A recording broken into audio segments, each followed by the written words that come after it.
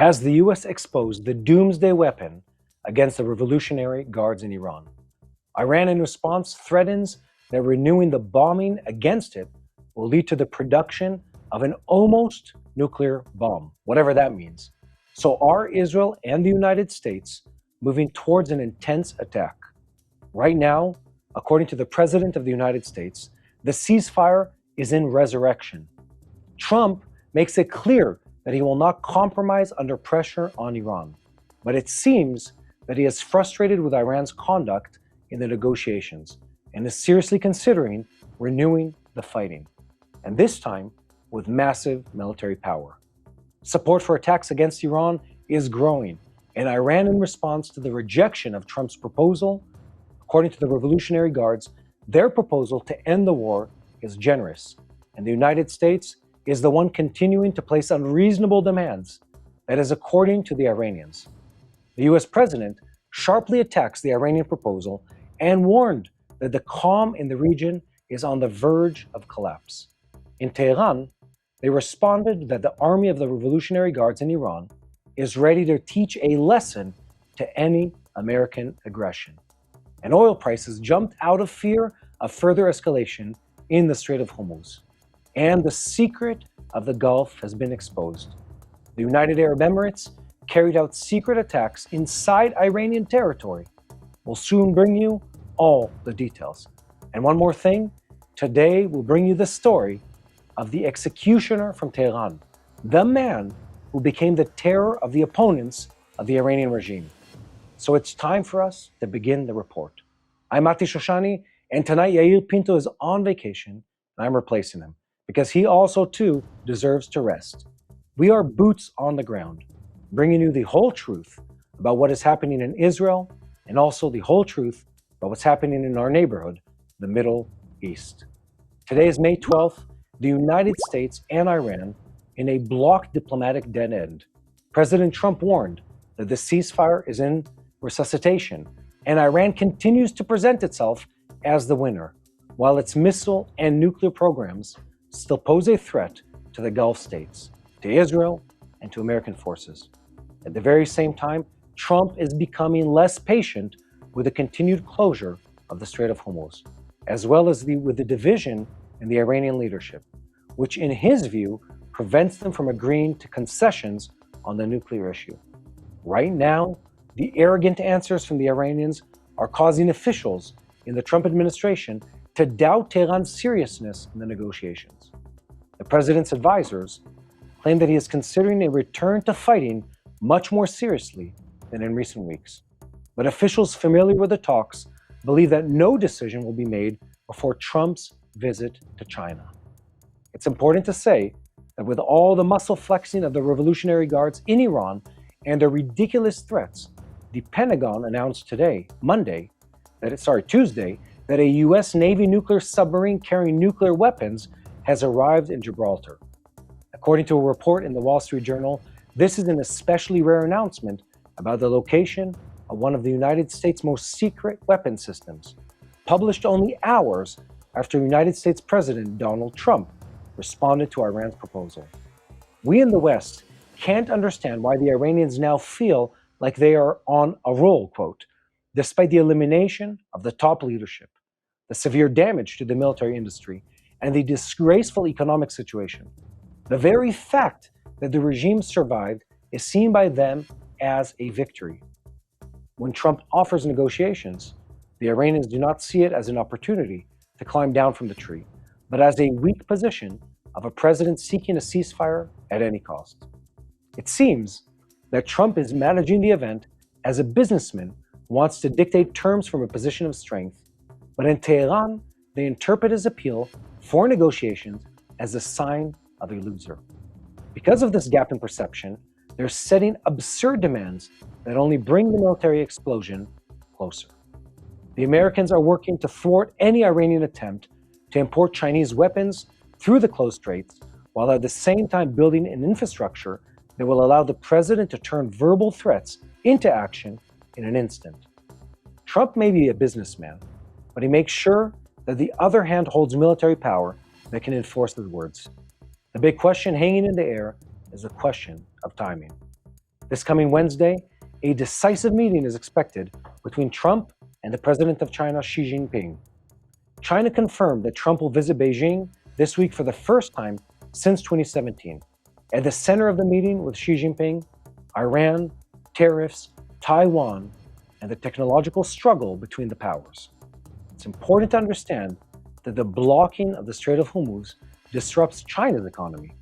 But on the ground right now, it seems that the war is inevitable. It's just not clear whether Trump will choose to attack before the meeting or after it. So while the Iranians are stretching the rope with the United States as much as possible, they may discover that it is about to snap right in their face. And here in Israel, the finger is on the trigger. The IDF is on peak alert and organizing forces for an attack in Iran. Netanyahu says that enriched uranium still needs to be removed from Iran, enrichment sites need to be dismantled, and missiles and proxies need to be dealt with. In the past 24 hours, it was revealed that while the United States and Israel were openly fighting Iran, secret battles were also taking place by Gulf states against Iran. Now it's becoming clear that the United Arab Emirates secretly attacked Iran. The attacks, which the United Arab Emirates did not publicly admit to, included an attack on a refinery on Lavan Island in the Persian Gulf, according to sources familiar with the matter. This attack took place in early April, around the time President Trump announced a ceasefire in the war after a 5-week aerial operation. And it ignited a large fire and shut down a significant part of the production capacity for months. We'll soon bring you the full story. You're probably also tense to know who the executioner from Tehran is, who is a terrible man who became the terror of the opponents of the Iranian regime. Since the beginning of the war, the head of Iran's judiciary, Ghulam Hossein Mousheni, has appeared frequently on television, spreading threats against the traitors at home and also making sure to carry them out, with executions in an unimaginable number of Iranian citizens who dare to protest. This is now the extremist senior official became one of the cruelest figures in the campaign. All the details coming soon. And today, masses of Israelis received SMS text messages from Iran. Cooperate with us, build your future was the letter of that text message. These are clumsy Iranian propaganda messages in Hebrew that were sent to many Israelis. Among other things, the messages said, Iran invites you to cooperate in the field of intelligence. The Cyber Directorate is clarifying that this is a familiar influence attempt by hostile elements. So we have a lot ahead of us. Let's dive into the details. I'm Shoshani, with me is Yael Pinto, and we are boots on the ground, bringing you the whole truth about what's happening in Israel and the war against the Revolutionary Guards of Iran, the head of the axis of evil in the Middle East. And a second before we begin, I want to call on you to continue spreading the truth. Share your content with as many people as possible, click the subscribe button, and most importantly, don't forget to look for me, Mati Shoshani, and Yael Pinto on social media to get a view through our own eyes of what it's like to live in Israel under war. Now I want to take you for a moment into the thoughts about what is happening in the Middle East. A tense, a tenuous, a very complex region that needs understanding. Let's break it down. One, I want to give hope to everyone that is feeling desperate, that is feeling concerned, that is feeling worried. There is no real negotiation and there is no real ceasefire, but that doesn't mean that things are not moving forward. Let me explain. What we're witnessing in front of our eyes is a financial, a political, and of course a geopolitical war of attrition. Is the United States and the might of its armed forces fighting against the Iranian regime and the people behind that regime, namely the Chinese government. And right now, in front of our eyes, this war is pivoting from something that was being fought out, I wouldn't say through proxies, but let's say with some of the backers secretly involved in the war, to a war where the finances, the geopolitics, the big picture are all becoming materially present and visible to everyone involved. What does that practically mean? That means that when President Trump is going to meet with the Chinese President Xi Jinping, he's publicly addressing the issue on the table. The issue is this: Iran isn't fighting alone. Iran is part of a bloc of countries that are anti-America, anti-West, anti-Israel. Among them are China, but not only China. Russia's part of that coalition too. Iran is a very present, a very visible element of that plan, but there are others that are part of that. They're against the US dollar, they're against US agendas, they're against Judeo-Christian values, and of course, especially unhappy about the existence, the prevalence, the success of the Jewish state of Israel, this speck of a country, tiny little country in the Middle East that has been able to dominate for decades in every war, in every conflict, in every region that we've had to fight, extending all the way to Iran in the last year. And that is really what's happening in the big picture. The big picture is there might not be a ceasefire in reality. There might not be a real or substantial, a negotiation, but things are moving. Why? Because the war is a war of attrition. The war is a war of financial pressure. The war is a war of slowly breaking away at the resolve, the finances, the ability, the grit of the Iranian Ayatollah regime. And believe me, guys, it is coming. It is on the way. They're losing $400 to $500 million per day by the US blockade on that country. They've lost much of their leadership. They've lost much of their military power. They've lost much of their clients for their illicit oil sales, specifically the Chinese, who haven't been getting oil from them for quite some time. And of course, it has been shown clearly, visibly to the world that when the question is presented of who is the dominant power right now, who is able to wage war in the Middle East and elsewhere, the United States has proven beyond doubt its ability, its power as a maritime and a global superpower to really enforce, keep the peace, and stand by its allies. Europe has fallen far behind, and I'm sure the Chinese are looking at this and saying, well, especially while Trump is in office, we want to get on that bandwagon. We don't want to go to war. We don't want to fight. We don't want to see this conflict escalate. The fact that the conflict is drawing out, is being delayed, is extended in the Middle East, that is a symptom of the type of warfare that we're currently fighting. A type of warfare that is of asymmetrical warfare, strong, structured armies against terrorist and militia organizations, such as the IRGC and their proxies around the Middle East. A war of financial disruption. The Iranians trying to cut off oil supply, to cut fiber optic cables, to threaten global trade. This is the war we're living in. This is the war we're fighting in. But let me tell you something. If something has become clear, is that when you ask yourself the question is who is more resolute, who is stronger, who has deeper pockets, who is willing to take this war to a global scale and call others into accountability, guys, there's no question here.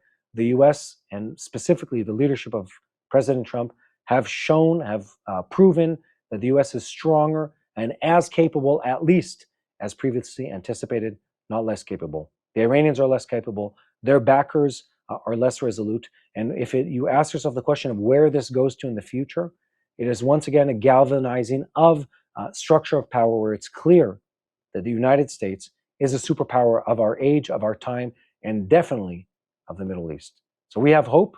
I'm not afraid of this conflict. I don't think you should be either.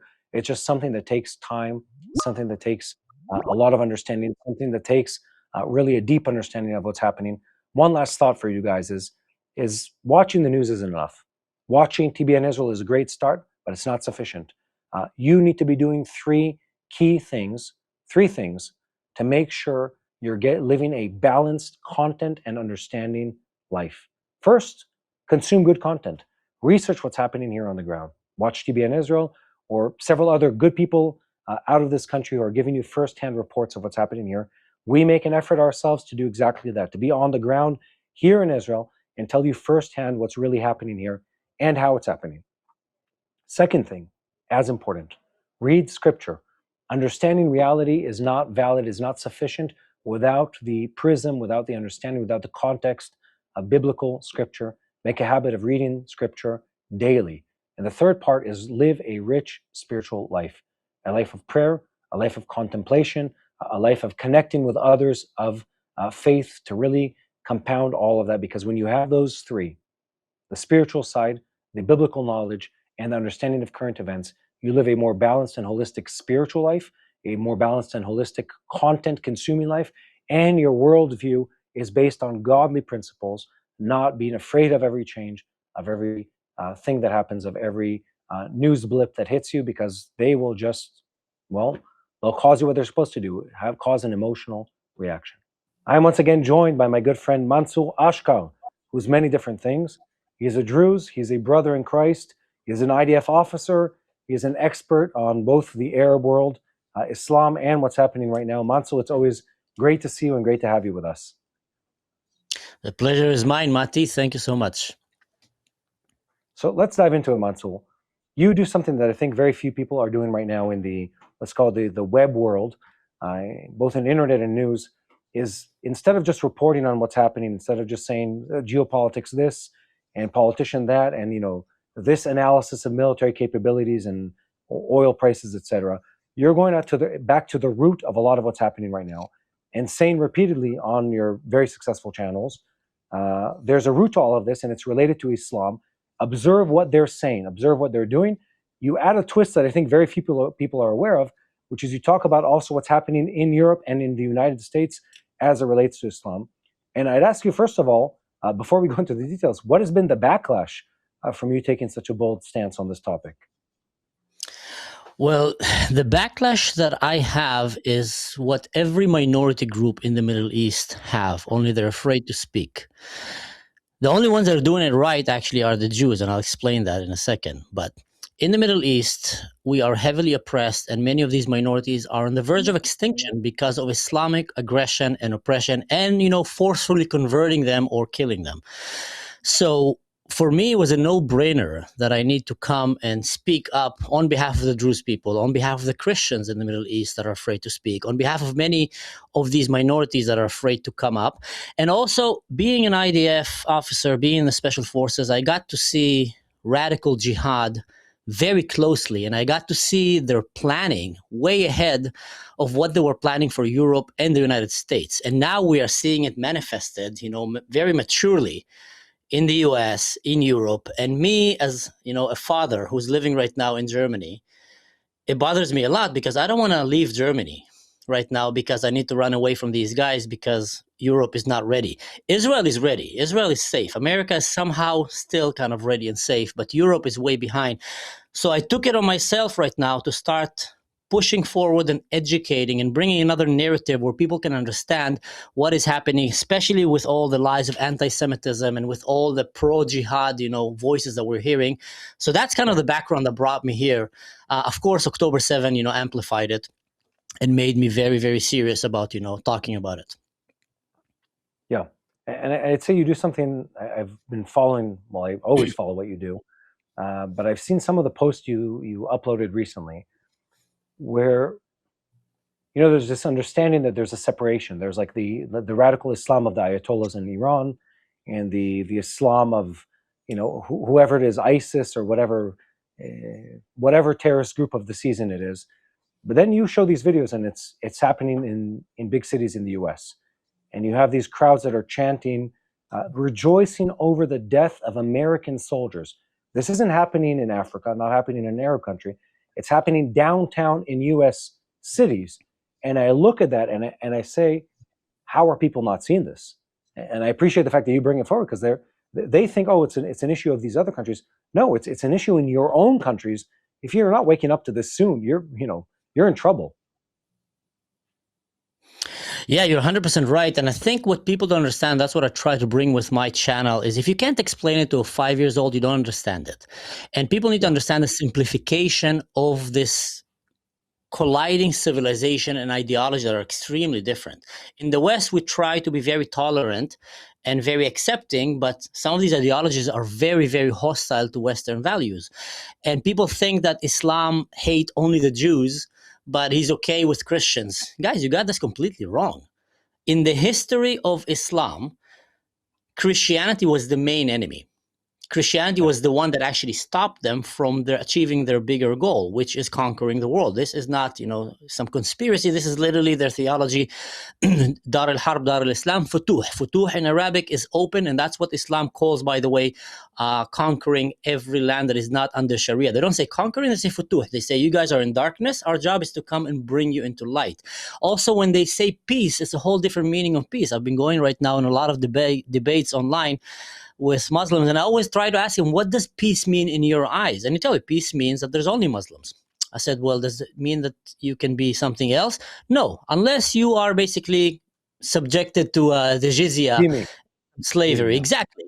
So you need to understand it's a complete different civilizations, and it's very not compatible with the West. And when you see them somehow compatible with the West, it's either because someone is trying to change his life and stay Muslim, but kind of live in the West, or because they're literally lying to you and they're hoping to have enough numbers to bring down democracy and your way of life. And we're seeing that. It's not like I'm making anything new right now.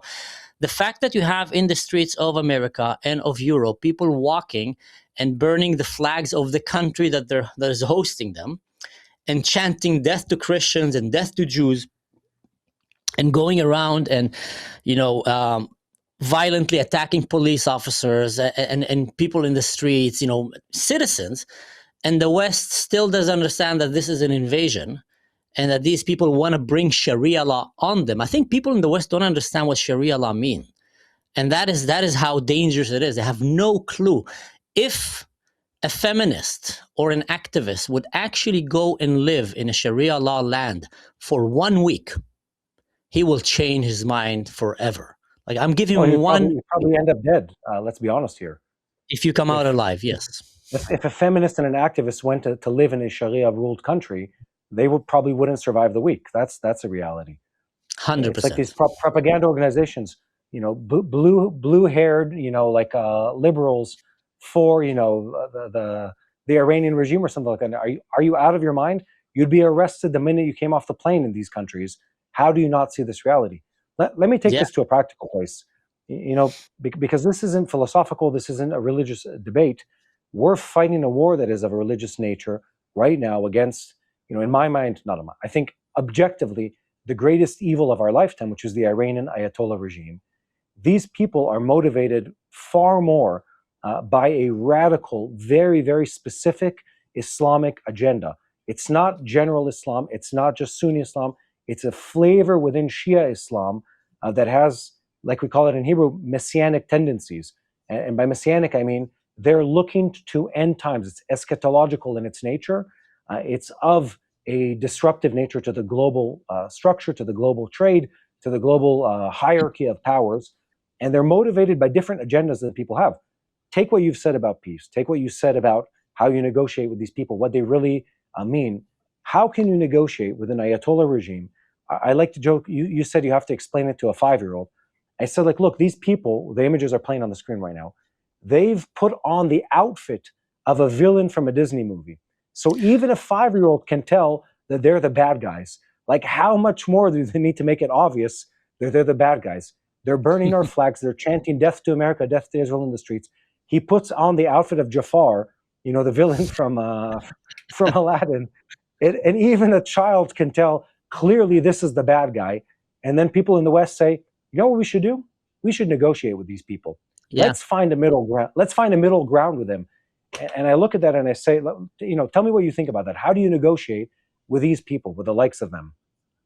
You're so right about this analogy of Jafar. He dressed like Jafar. He oppresses his women. He throws gay out of rooftops. He's killing his own people. He's forcing women and children from a young age to become part of a death cult. And he's proud and bold about it. He's actually proud of being the villain. And then you have, woke students who are coming saying, no, he's misunderstood. We are the bad guys. That's, how delusional it became. Now, you mentioned something that is very, very problematic. And I think in the West, they're not understanding it fully. And that is this apocalyptic, religious, fanatic aspects of ayatollahs and of radical Islam, especially when it comes to the Shia in Iran. They actually want to see the world burn down. And once you understand that, once that registers, then you start understanding the entire conflict right now and the negotiation with the Ayatollahs. You see, they believe in the hidden Imam, the Mahdi, indifferent to the Sunnah, which think that one day the Mahdi, which is kind of somewhat an image of the Messiah in Islam.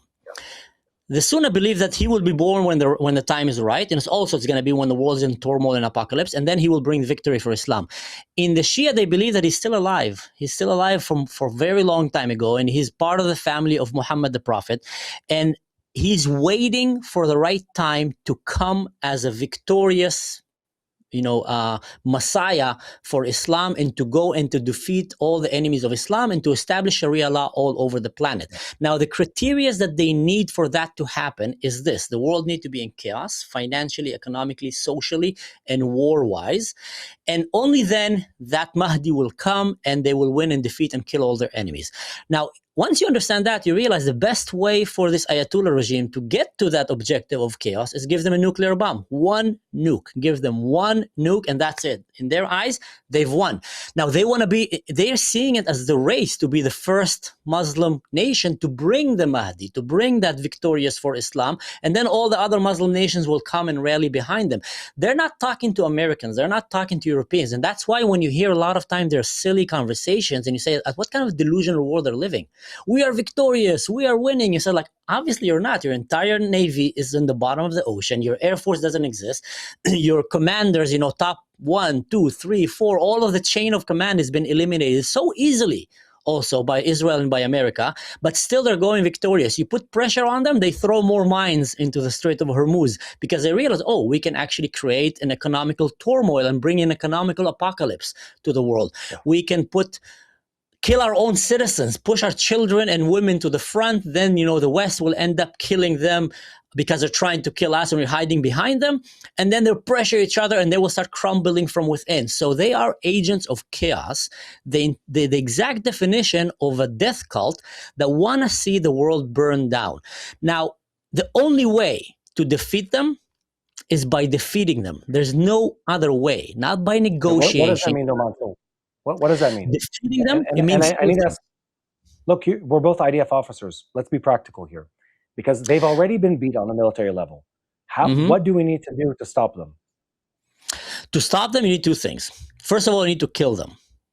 Kill them in battle and eliminate them. There's no other way around this. Because otherwise they'll run and hide and regroup and come back. Number two, you need to humiliate them. It needs to be done in a very humiliating way. And that's why I say a lot of time on my channel, the only language in the Middle East that actually matters is power and respect. Peace through strength. Look at Lebanon for an example. Lebanon... we didn't hear any voices almost in Lebanon talking about, we actually like the Israelis, we want to be friends, we should have... Israel goes right now and start taking parts of Lebanon, start completely humiliating Hezbollah, not defeating, humiliating. Suddenly they want to negotiate. Suddenly you see a lot of podcasters there, females, males, young ones. We love Tel Aviv. Israel is great. And it's genuine voices, I believe, many of them, and it's great. But it didn't come until we went and we eliminated, killed and defeated and humiliated the ones that were pretending to be our enemies and are stronger than us. In the Middle East, strength is the language. It's admired. Strength in many ways. You can be financial strength, physical strength. It's just admired. It's a culture that is built over honor and strength. And with the same thing with ayatollahs and these regimes, you need to humiliate them, destroy them, and make sure that you're always on top of it, because they're going to always try to come back. But at least now they're not ruling a whole country and trying to build a nuclear weapon. It's going to be some jihadist factions running away. But when they become a joke among their own people, and that's what the West doesn't understand, you need to humiliate them in the eyes of their own people. That's when they lose completely the power, because it's a very tribal and family oriented. And when you come in and say, هذا أحمر, هذا مبهدل, these languages, these slangs in Arabic, هذا بغل, ادعس رقبته, هذا تيس. This is way, way more powerful than dropping right now $10,000. We don't all speak Arabic. Translate. I got these are donkeys part. What came after that?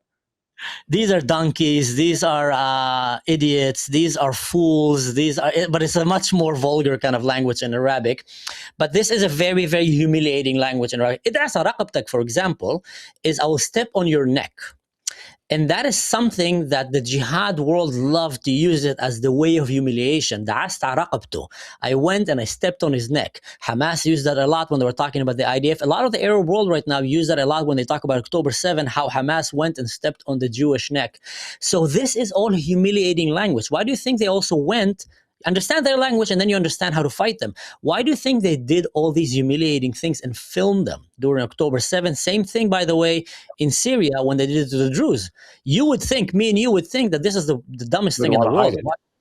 Yeah, why are you revealing more crimes? Exactly. but they go proudly on it because they're speaking the language of destruction and humiliation, because that's what they understand. And when you start understanding the language that they speak, then you actually start understanding how to defeat them. But sometimes the West doesn't we have a problem here, Mansur. Yeah. It's what you're describing, that type of warfare, that's not in our DNA, not in the IDF's DNA, not in the American Armed Forces DNA. How do you fight? So let's say Hezbollah is isolated. It's also a symptom of Iran. Same for Hamas to a certain degree. What do you do with the Iranians? I mean, do we have to go into Iran physically, or is there a way, understanding what you know about the economics of it, the military side of it, where it can be done without physically occupying the nation or the land of Iran? I think it's a mistake for the West to try to physically occupy the Islamic world, because you're not going to be able to maintain it. You're not going to be able to hold it. It's a complete different civilization, complete different sets of morals. So if there's people in Iran that can actually fight, great, let them fight. But if there isn't, your job is to eliminate the threat, that it's non-existent, and also in hope to humiliate it so badly. And that's where the PR game comes in. That way that it will not try to rise up again. Now, something else is probably going to rise, and that is because Islam is incompatible with Western values. That's period. People don't like to hear it sometimes, but that's just a fact. And once you start understanding the religion, the basic of it, like explaining to a 5-year-old, you start understanding why there's so much hatred toward the Jews and toward the Christians, because it's literally in the foundation of that, in the theology and ideology of that religion. It can't be without it, because otherwise it will stop being Islam, because they are competing over being the most important religion in the world and the only true religion. That's why they say Muhammad was the seal of the prophet. So in that ideology of that religion, there's no place for Christians and Jews. If that religion will change, it will stop being Islam. Exactly. Well, I appreciate that, and I want to tell people that are watching this at home, if you haven't done so, we're going to have a link in the description. Go find Mansur on Instagram, Facebook, and specifically on YouTube, where he does a lot of analysis exactly on this topic.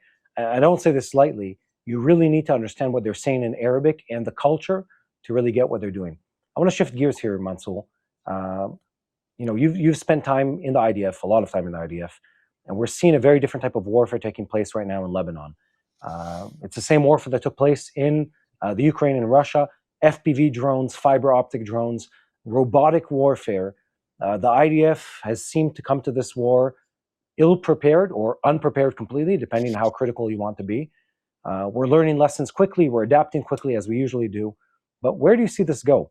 We left Lebanon before me and you went into the army in 2000, simply because we got tired of fighting against an asymmetrical enemy that was using terrorism and guerrilla warfare for years against our soldiers.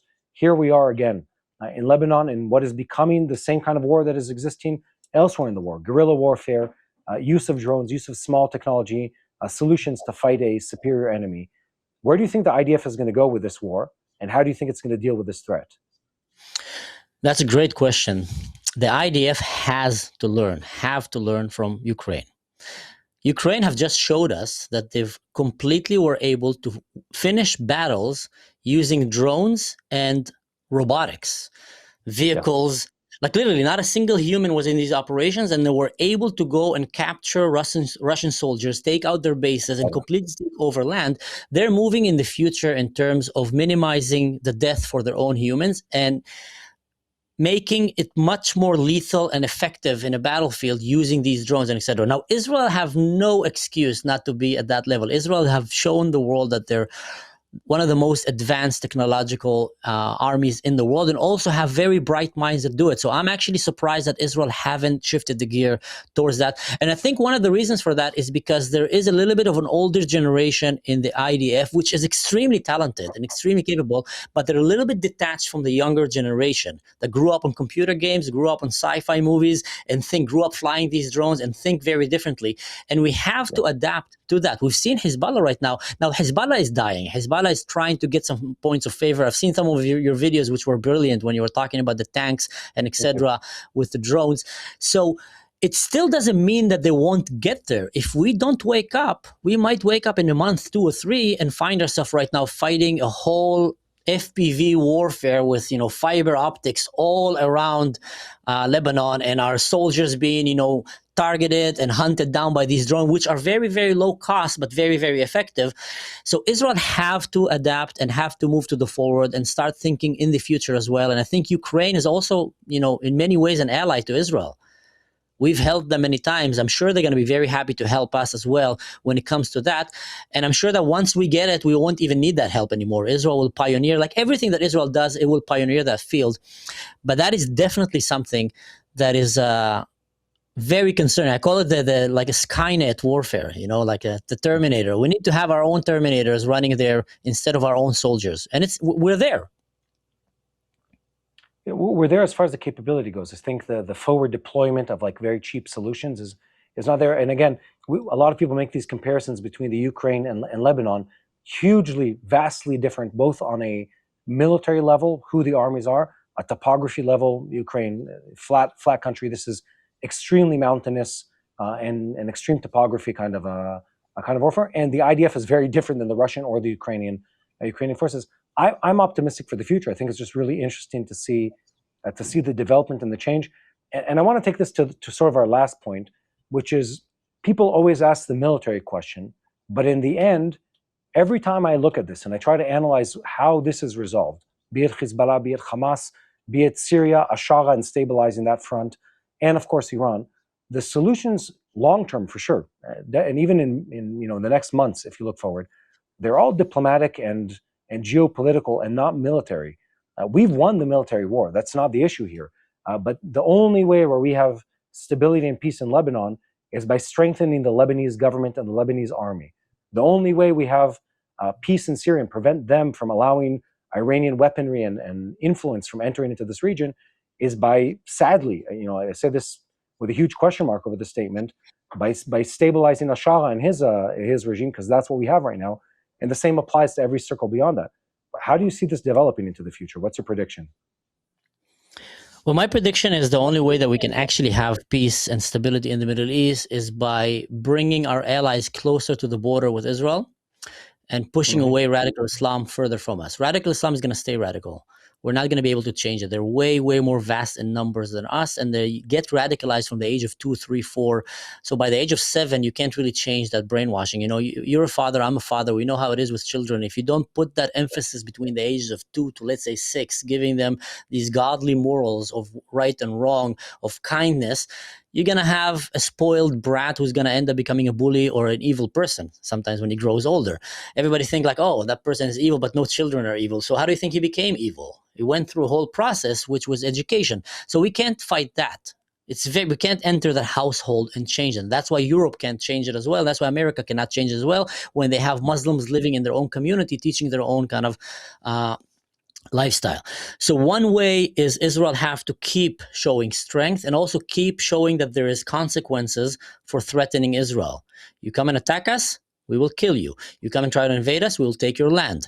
This is the language that I understand. Second of all, I think Israel should aim on bringing the Christians and the Druze closer to the border with Israel, and that way they're going to have a win-win. They would have the stability and the peace and prosperity by being close with Israel. They don't have suicide bombers. It's not in their DNA. They don't have, Allahu Akbar Takbir and going around and just, shooting children in kindergartens. And also they will have the protection from Israel because they're close to us. And then they will have, we'll have tourism with them. We'll have exchange of science and technology. They will prosper. We will prosper. And it'll be a buffer zone as well for us from these jihadists around us. Once this is done, that's another way to humiliate the enemy. Because why they're so afraid of that? Because in Islam, they always try to preach that it's a religion of peace and that it is the ultimate way where humans should live.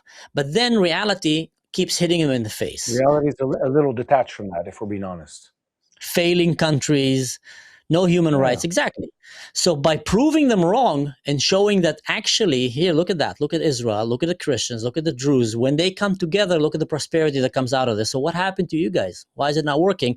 That is also another way to open their eyes. And through that, maybe people there. One of the reasons, let's say Lebanon is starting to wake up now, is because Lebanon have seen how they went from one of the most advanced Christian countries in the Middle East, and they have become one of the most failing countries right now, economically, culturally, military-wise.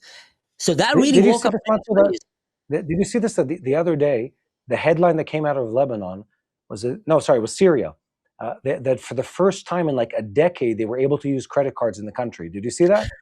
You see that clip? Because the economy was so broken on a banking level, on a computer level, that and I didn't think about this. They were a cash-only economy and likely foreign currency, not local currency. Yeah. And it was the first time in like 12 years that a credit card transaction was carried out in the country. That's how broken the country was. And it just blows your mind to understand Yeah. this is how these people are living. This is how Hmm. much we need to uplift those nations and fix them. You want to hear something crazy? Actually, I was just talking to a Druze young man from Sweden. That's the Har Bashan. That's the mountain of the Druze in Syria, who was in that war since the age of 17 until now, like literally fighting to protect his family. And he shared with me that many Muslims living right now in Syria, in the Muslim part of Syria, are asking the Druze if they can come and live with them. And they're saying because economically and culturally, life have collapsed completely under Sharia law. So they're trying to go into the small islands in Syria that are still resisting Sharia law. So, for example, the Druze say, we don't want Sharia law. It's not going to happen here. So now Muslims who want to have a better life, just like they tried to run to Europe to have a better life.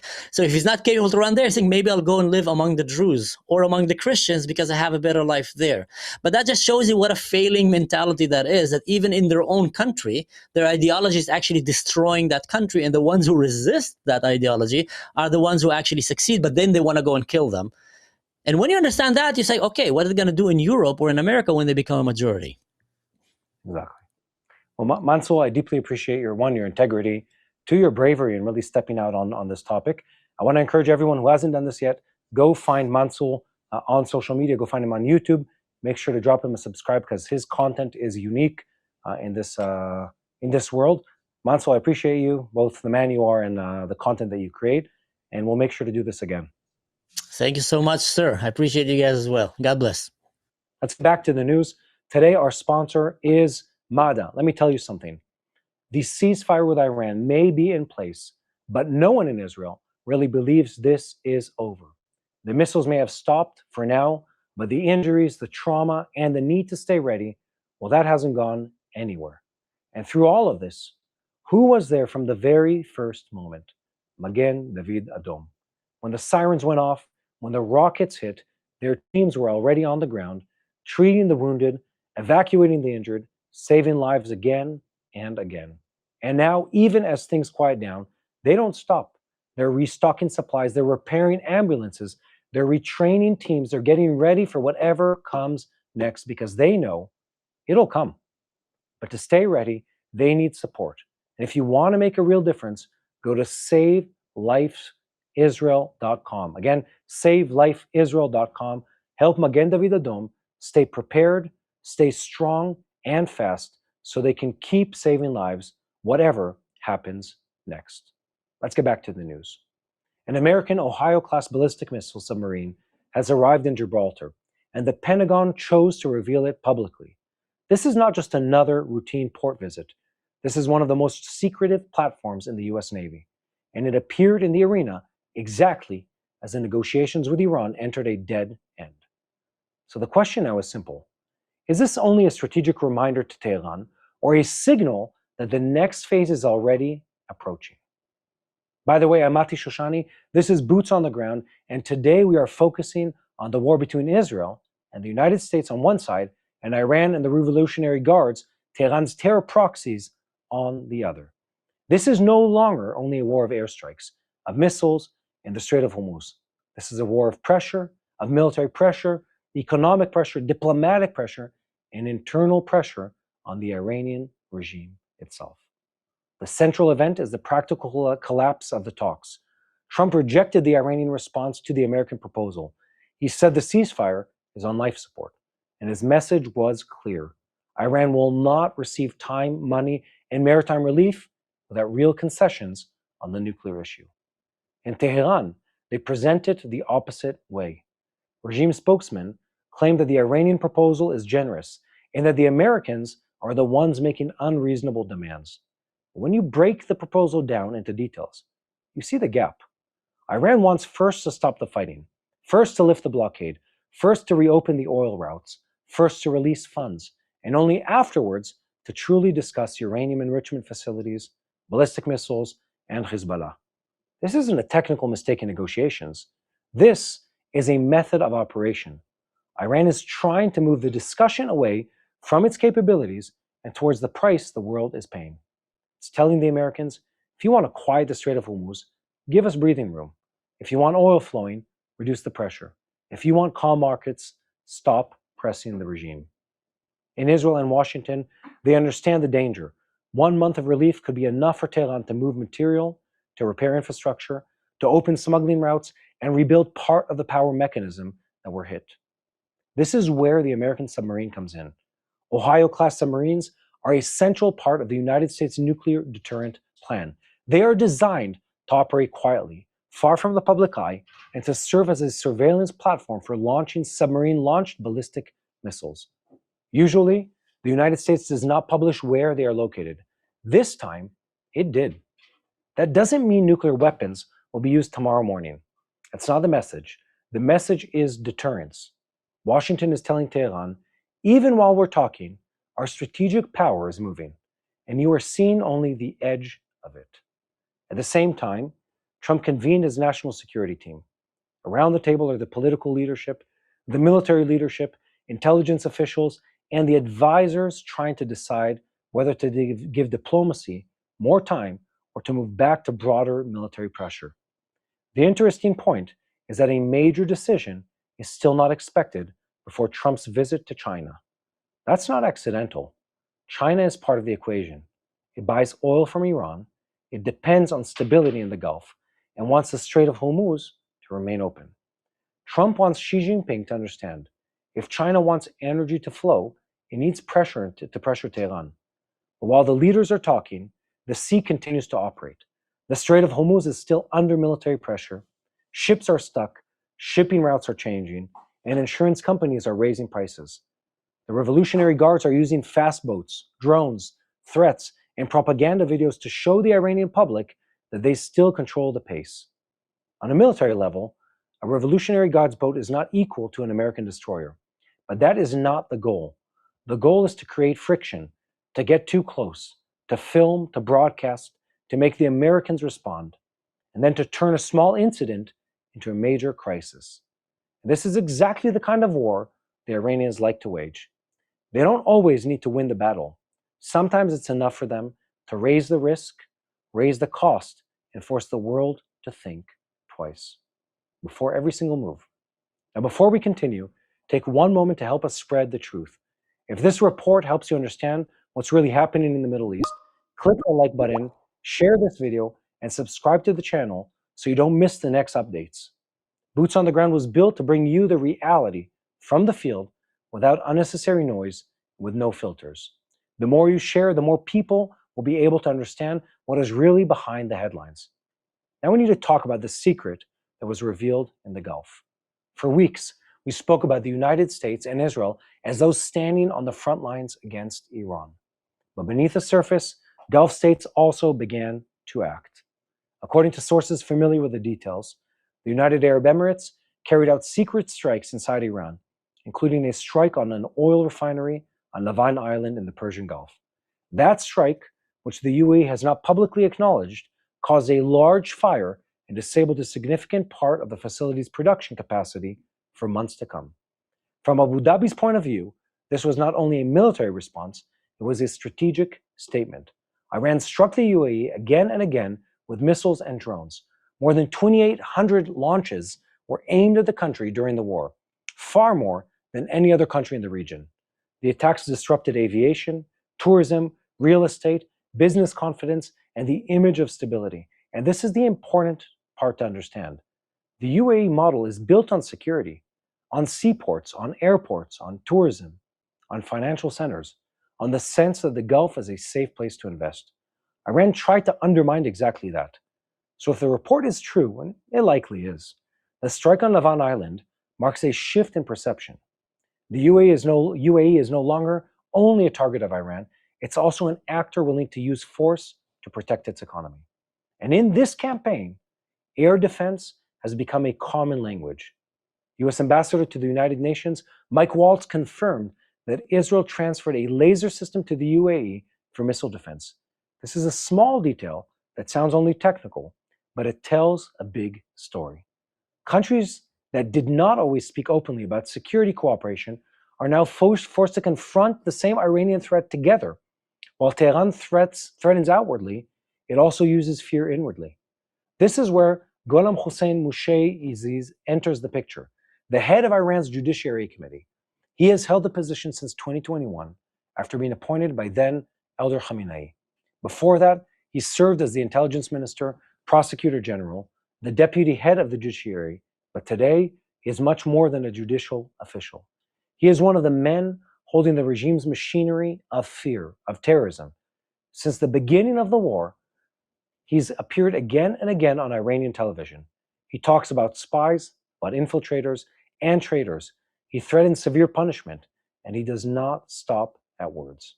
In Iran, reports are increasing about executions of citizens marked as enemy agents or Mossad agents. Some were arrested after protests against the regime. Some were tried in fast proceedings. The message of the judiciary is clear. Anyone who raises his head during a wartime may pay with his life. He was also part of the Temporary Leadership Council after the elimination of the elder Khamenei, until Mujtaba Khamenei was chosen as the new supreme leader.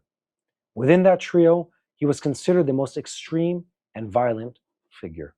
Let's just have a sip of tea.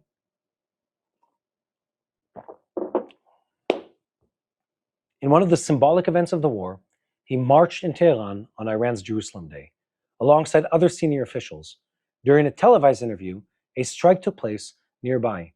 Ajayi said, "Our people are not afraid of attacks," and added to his guards, "We continue on the path, nothing happened."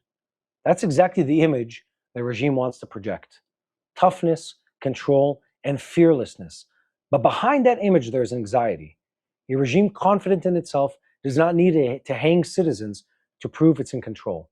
A regime confident in itself does not need to show interrogations of rioters on television.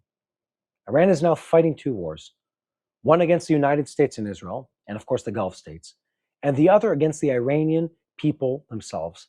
That brings us back to the big question. Why is Tehran insisting so strongly? Because from the point of view of the Revolutionary Guards, survival itself is victory.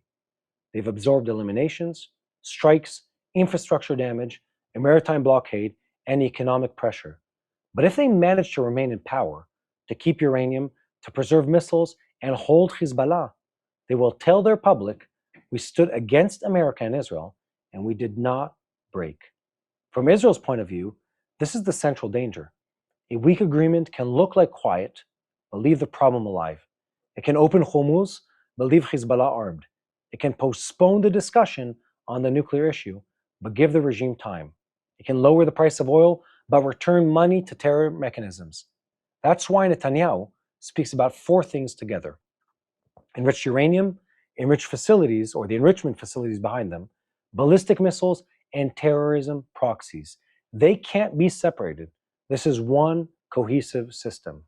If the United States returns to fighting, it will not necessarily be the same war. The options now being raised include heavier maritime pressure, strikes on energy infrastructure, renewing Project Freedom, and possibly also focused operations against power centers of the Revolutionary Guards. Not every option being examined becomes in order, but the very fact that these options are returning to the table shows that diplomacy is a very dangerous phase. In our region, sometimes the moments of waiting are the most dangerous moments. The ships are still at sea. The submarine is already in Gibraltar, as we heard. The Gulf is no longer sitting on the fence. And in Tehran, the executioner continues to operate fear at home. This crisis can turn within hours from difficult negotiations into a much broader military move. Will Iran understand that time has run out? Will it again try to buy a few more days until fire speaks in its place? So keep spreading the truth, follow us, and most importantly, don't forget to click the subscribe button so that you stay tuned to the truth in real time. Never miss boots on the ground. Keep looking for me, Mate Shoshani, and Yael Pinto on social media to see life in Israel through our eyes. And now, Let's pray for the people of Israel. Now, I want to remind you guys, if you are not yet regularly praying for the people of Israel, you should start, because it's biblically mandated, because it is required biblically, and because it is shown to work. If you have any question about that, just open the map. Israel is on it, even though time and time again, enemies have risen against us. I mentioned this previously.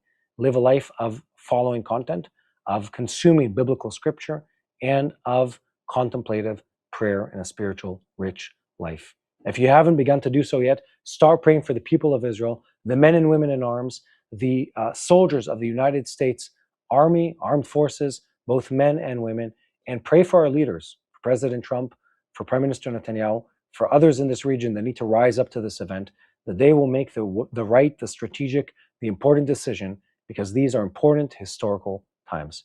Be blessed, guys, and I'll see you on the next one. Hello, this is Mati here in Jerusalem with TBN Israel. This is Yair Pinto from TBN Israel here in Jerusalem. TBN Israel is keeping viewers informed with Israel-focused news, culture, and what God is doing in this land. Support TBN Israel today online at tbn.org/Israel. Thank you.